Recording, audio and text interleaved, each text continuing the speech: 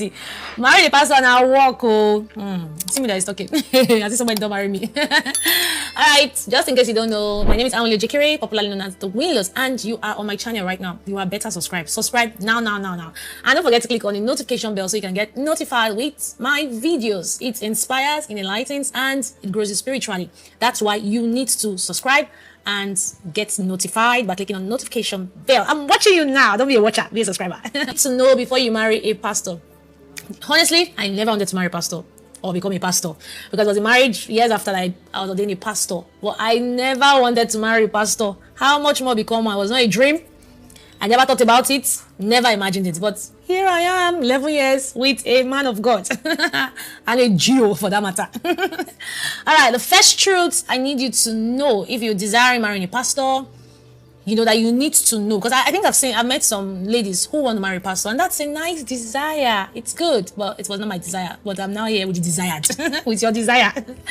All right, so the first truth you need to know if you're going to marry a pastor is you must have a big heart to accommodate even the ones that will not like you. This one, you know, getting married to a pastor has taught me how to marry God more. Hey, I'm telling you, like, if you don't have a heart for God, you will not have a heart for the people. I'm telling you, if you don't love God, you cannot. Because people will offend you.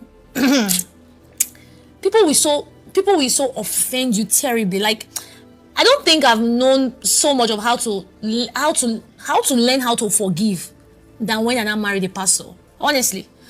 Like, I remember a situation where somebody sent a gift to my husband, cake, and then wrote strictly, like specifically, that this is specifically for Reverend Ois.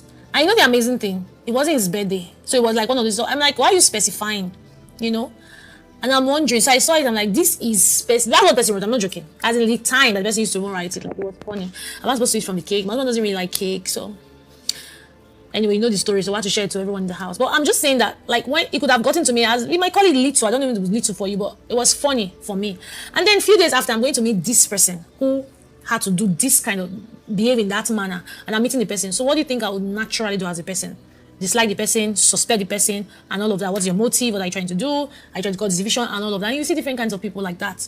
But God taught me. God is teaching me. I won't say God. It's not something I'm perfect in, but as I kept on growing and being married to a pastor, God, through the help of God, my heart is enlarging towards people. Because most times when we talk about you need to accommodate people, you think it's just about the people you love. Even the people that don't love you, you will need to accommodate them. The people you also don't love. Yes, why we have to love on everyone as Christ taught us. But there are people you will not really be open-minded towards. There are people you will not be able to accommodate. Probably because you may not really be comfortable with them. You don't really like them in space. But you will need to love them. You need to have a big heart to accommodate both people that don't love you and the people you honestly don't love. You know, that's why you need God to be able to create that kind of heart to accommodate people. Number two, the second truth you need to know before you marry a pastor is know his ministry expectations for you.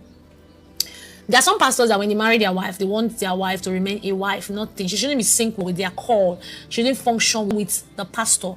There are pastors like that, and it's not bad. So that's why you need to ask. If you're going to marry a pastor, ask his expectations. What does he want from you? You know, there are also some pastors that don't mind. For example, if you're musically inclined, you want to function in the choir. They don't mind you being there, you know. But there are some pastors that don't want that, you know. Once they get married, they want you to sit in front with them. They want you to host women's conference. They want you to be in charge of children's departments. Whatever be it, make sure that you know what he expects from you. There are some pastors also that do not want their wife to check in with them administratively. When they call for meetings, they have their pastors. That's not pastors who don't believe in female ministry. They do not want, just because you are a woman, they don't want you to be out there. Please observe these expectations. Investigate his expectations. Investigate means ask questions, design his expectations. Especially this particular point I mentioned, there are pastors who don't want their wives to be out there. There are pastors who don't believe that females should be ordained as pastors in ministry. This is not ministry expectation. It's very deep. You need to observe it. You need to design. You need to ask questions. It's very important. Also, in line with ministry expectations, you need to ask him, how does he want you to dress as a pastor's wife? The pastors that don't like trousers, not anything with doctrine of the church, it's just them. There are people who just have that thing for trousers. They don't like you wearing trousers on the pulpit, on the altar. They don't like you wearing trousers out. You need to ask those questions. There's a certain way they want you to dress. You need to ask. Should you have your top long covered? You have long dress and everything. So you need to ask so that you can know how to behave. Because trust me, there are many pastors who do not like the way their wife dress, but they are scared to communicate that. They might even feel that, oh, if they talk about it, they can have issues with their partner. So you need to know. And this is something you need to ask before you get married. What am I saying? Because by the time you get married, the man begins to tell you how to dress in a certain way and all of that. And you just realize that you're no longer compatible as companions. And once compatibility is lost, companionship is lost totally. So you need to begin to ask, how do you want me to dress? Let me give a story. Let me give a background story. When I got married to my husband wasn't the GO. We didn't have our church then. So I got married to him as a pastor in a particular church, which I would not mention, the popular church. And when he was pastor in church, the doctrine of the church is you don't wear trousers at all. Now, your husband can have that as a church doctrine, but not his personal doctrine.